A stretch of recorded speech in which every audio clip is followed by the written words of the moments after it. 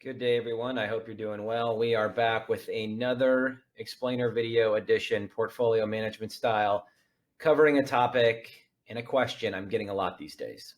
Does it still make sense to own bonds in this environment? Bonds are a deep, complex market. They're very confusing. This has been the worst bond market, and I don't think it's a stretch to say this, in 30 years, where over that time period, we've seen interest rates, bond yields pretty much go straight down, which is good for bond prices. That's starting to unwind as we're getting all of these factors, which we've talked about ad nauseum, converging. So I'm going to share my screen. I'm going to go over actually this past weekend's blog post because I think it deserves some further context. And then at the end of the video, I'll share some things that you can do and that we do at Pure Portfolios to help mitigate some of the interest rate risk that is going on right now in this environment. So I hope you enjoy this. I hope you learned something. Always open to feedback. So let me just share my screen. Okay, so you should see my post. Does it still make sense to own bonds? So the bond market is rather compelling because it affects so many things. It affects pensions, it affects endowments, corporate balance sheets, treasuries, retirees own a big chunk of bonds. And again, in this environment, there's this narrative that white hot inflation, rising rates, tanking bond prices, I should just blow out of my bond portfolio.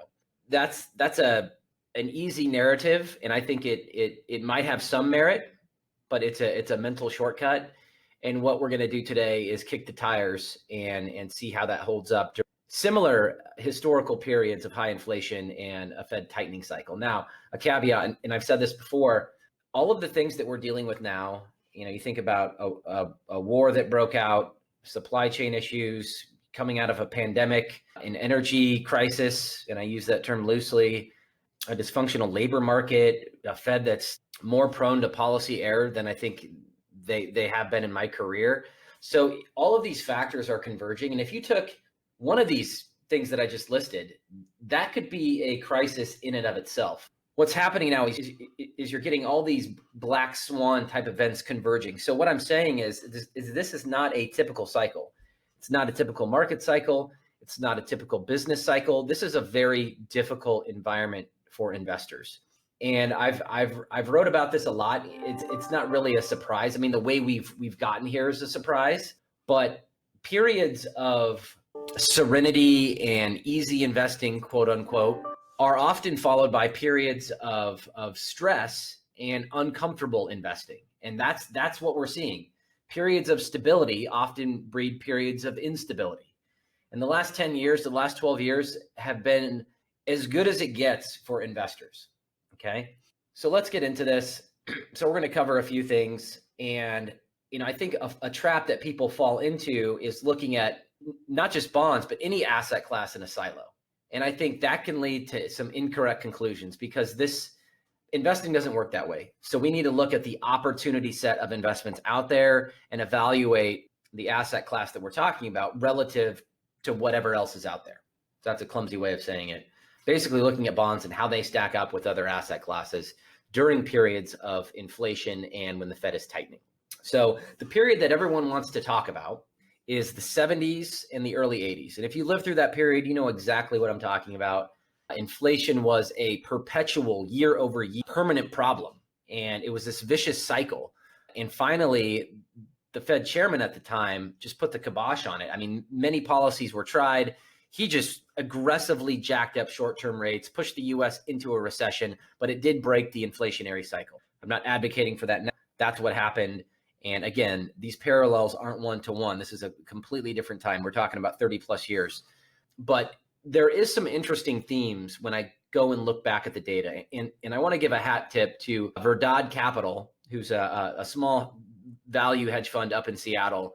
They published some really good stuff. This data set came from them, so I want to give credit where credit is due, and I do give them a hat tip. But what they basically did was look at this period, again, 1970 to 1982. So they looked at 1970 to 1982.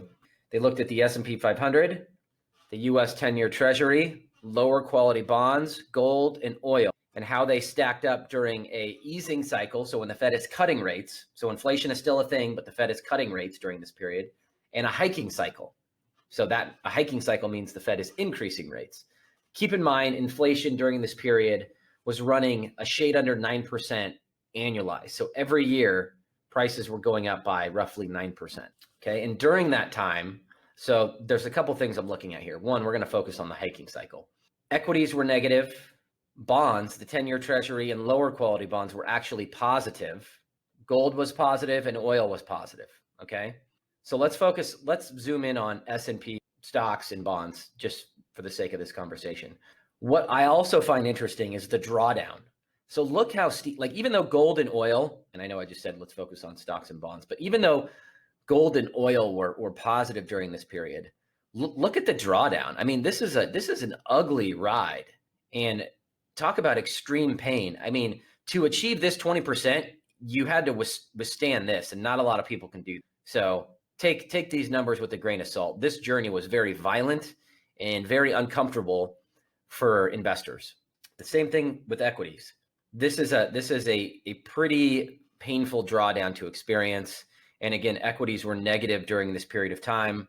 Treasuries even had a uncomfortable drawdown for bonds, but it was much shallower than these steep, ugly drawdowns for equities, gold, oil. So that's some good perspective. And then you look at the absolute performance was positive, equities was negative. So despite inflation running 9% year over year, bonds did produce a positive return, at least before inflation. Okay. And I'll get into the next point here, but so we take this data set from Verdad Capital, which is very interesting because this kind of bucks the conventional wisdom that bonds are bad during inflation and rising rates. And I think the message to take from this is during aggressive tightening cycles and unexpected outsized inflation, that's bad for all asset classes, not just bonds. And I think that shows itself with some of these nasty drawdowns. So this is where we're at in 2022. And again, this is a very small sample size, only 3 months or so, a little more than 3 months. April's in here. But kind of a similar theme is playing out. So gold is one of the only asset classes that are positive this year. But if you look at the purple line is an intermediate treasury ETF. The orange line is a lower quality bond. The blue line is the S&P. Okay. So on an absolute level, these returns are roughly the same. And I'm recording this and I published this on the 13th of April. So about a day old, but the absolute returns are roughly the same. But I want you to pay attention to the journey, right? This journey, you're seeing some of the nasty drawdowns in the S&P and US large cap stocks that you're really not seeing in lower quality bonds and especially not seeing in high quality bonds. So this has some parallels to this, right? I mean, I'm not saying this is 43%, but when we got started in 2022, equities took a 10% dive, like right out of the gate. This is one of the worst starts for equities. And this has made a lot of investors uncomfortable. Now, bonds have caught up. This is kind of flipped. Equities have gone higher and bonds have gone straight down. But again, you're not seeing the nasty drawdowns that you saw in equities. And I just want to flip over to one of our watch lists because this kind of wraps up my point. So a lot of people are talking about bonds, and I think that's fine. But again, you need to look at the opportunity set out there. And I've written before that a lot of investors are doing much worse than the overall benchmark performance. So the S&P is down, 7.5% or 7% as of this recording. A lot of investors are doing worse than that because they were overweight tech. And you tell me, would you rather own a 10-year treasury or a 10-year muni bond fund or a basket of individual bonds that are down 4 to 8%, or would you rather own some of these names that are just getting crushed, which a lot of people own these names and have gotten crushed? So again, it's all relative perspective. You need to look at the opportunity set out there, not just asset classes in a silo. Okay. So this is something that I mentioned during my March commentary. So I'm not going to get too deep into this, but I think the Verdad paper had a really good complement to this. And so this is a little antiquated, but this was during the worst of the bond sell-off. So the worst of the bond sell-off was the second part of March. And what this basically shows is when we get off to bad starts, and this is the Bloomberg Barclays Ag Index, so a snapshot of the US bond market. When we get off to these horrid starts since 1992, the rest of the year for bonds tend to be positive, okay, with the exception of 94. I mean, that's kind of flattish. But if I was to draw a bias line through all of these, it definitely would have a positive trend. I'm not saying this is going to happen this year, but empirical evidence would suggest poor bond returns can be a precursor to better returns. And Verdad took it a step further, okay? So they looked at the current 10-year Treasury drawdown going back from 1954 to 2022. So looking at this year's 10-year Treasury drawdown, it's the 5th worst in their data set. It's the 5th worst over the last, 68 years or 70 years, okay? So what they did was chart the worst drawdowns for 10-year Treasuries during this period here from 1954 to 2022, and they produced a graph for the subsequent 6-month returns for the 10-year Treasury after the worst drawdowns. And again, there's still some losses here, but again, this line has an upward bias. There's many more instances of positive performance, and sometimes pretty decent positive performance post these nasty drawdowns. Again, compliance, if you're listening, I'm not saying this is going to happen, but our job as professional investors is to look at the evidence. I know there's a lot of noise out there. So if you're disgruntled with the bond market, there is some silver linings based on history, but again, not a promise of what happens next, okay? A couple other notes, and then I'll get into what people can do to help mitigate some of this carnage in the bond market is, when people say bonds, that is like saying, I'm going out to eat at a restaurant. Someone asks me where I want to go get some food, and I just say a restaurant. Well, that can mean anything. And in bonds, it's the same thing. So is it a short-term bond? Is it a lower quality bond? Is it a 30-year foreign bond? Is it a floating rate? Is it preferred? Is it tax exempt? So again, the bond market is the deepest and most complex in the world. There are dozens of different styles and maturities and types of bonds with different repayment terms, different types of issuers, different characteristics. And that's a good thing for investors because it allows you to be flexible. And I'm certainly not advocating our clients or those people that I talk to go out and shovel money into 30-year bonds, okay? It's good to be flexible. It's good to always have money coming due. And what I mean by that is we try to structure our bond portfolio so if and when rates do rise, we can take advantage of those higher rates. So when I say always having money coming due, we're always going to be positioned to have bonds maturing in 6 months, a year and a half, 2 years. That way we can take advantage of a changing rate environment. And rate environments do change, and sometimes they can change quickly, okay? And I think the biggest knock on bonds really over the last decade has been yields have been low.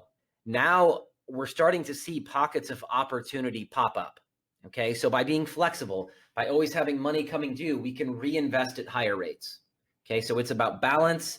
It's about not getting over your skis and reaching for yield and reaching for return. I'll show you something else over the past decade or so have gotten into these exotic closed-end bond funds that take on debt and take on leverage, and some of these can go for some ugly rides. So this is this is just one. I'm not picking on PIMCO Corporate and Income Opportunity Fund. So, at its worst, this PIMCO Corporate and Income Opportunity Fund, which takes on leverage, was down 24%. And sure, it produces a higher yield, it produces higher interest income, but all that can be wiped away by getting over your skis and not understanding the potential outcomes here. And you can see turning a safe asset class like bonds, a traditionally safe asset class, into a risky one usually doesn't end well, and it catches people off guard. So just be mindful of that too, of credit quality and what you actually own and understanding what you own. Okay, and lastly, I think people forget sometimes bonds are a contract. It's a modern form of one of the oldest contracts on earth, an agreement between a borrower and a lender. Okay. So if you're dealing with, if you're an investor and you're lending money to a business or a government or a state, and they're a reputable investment grade counterparty, you will receive principal and interest over the term of that bond, as long as you don't sell it prior to maturity, or if that counterparty stays solvent, right? So if the counterparty remains a going concern and is solvent, you will get your money back, okay? I think sometimes people forget that. And one thing that I'm noticing, so I look at the individual bond market every single day, and over the past couple of weeks, again, there's pockets of value that are starting to emerge, which was not the case the last couple of years.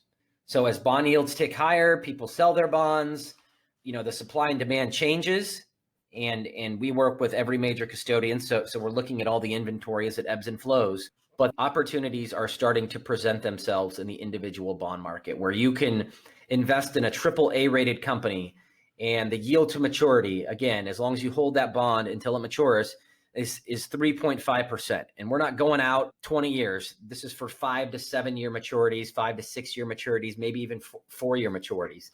And that's a decent trade in this environment. And I'm not giving advice. I'm not saying go out and buy bonds like this.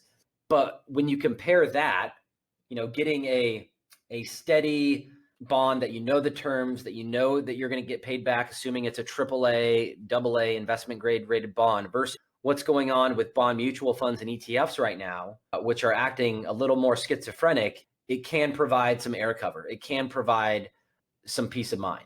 Okay. So if possible, if your portfolio is big enough, and I always recommend, you should at least have over $1 million if you start to buy an individual bond, because, you get favorable pricing, around that $25,000 to $50,000 lot. Like we tend to buy lots in $50,000 blocks. So that does one thing. One, you can get better pricing, like I said, when you're buying in larger lot sizes. But two, like if you have a smaller account and you're buying lots in $50,000 chunks, it could be a bigger position than you would want it to. So you need to be mindful of the price you're getting for the bond and also the position size within your portfolio. Okay, so that's why I say it's better to buy the individual bonds for larger portfolios, because you can buy multiple issues. It doesn't become a concentration in your portfolio. And again, you can be flexible across the maturity. And I know I said a variation of this, but I want to be clear too. So bond yields going up, that is actually a good thing for net savers. It's a good thing for people that are retired, that don't have any, right? As long as you're flexible. So back to my flexible comment, as long as you're flexible, you have bonds coming due, you can reinvest at higher rates. If you're a net borrower, if you're borrowing money, obviously rising rates are bad, but most of our clients, most retirees are net savers. So if you do it right, instead of clipping 1.5% or 2% out of your investment portfolio, right? Say you're a 60-40 investor, 60% and 40% bonds. Maybe if rates go up, maybe that's 2%, maybe it's 2.5%. So, when you think about total return, part of it's the income component, part of it's the appreciation of the assets. If you can get more out of the income component, that can help smooth out your ride as well. So I know that's a lot. I talk fast. I apologize. Check out my blog post about the merits of owning bonds in this environment. And again, I'm not going to discount what's happening right now. I mean, this is a very difficult environment, not just for fixed income investors, but for all types of asset classes. So don't get discouraged. It's often darkest before dawn. Bad performance often leads to better performance. If you position your bond portfolio correctly, if you're nimble, if you're flexible, you can actually capitalize on higher rates and higher bond yields. If you have any questions or feedback, feel free to send me a note at insight@pureportfolios.com. I would be happy to hear from you. Thanks for tuning in. Bye-bye.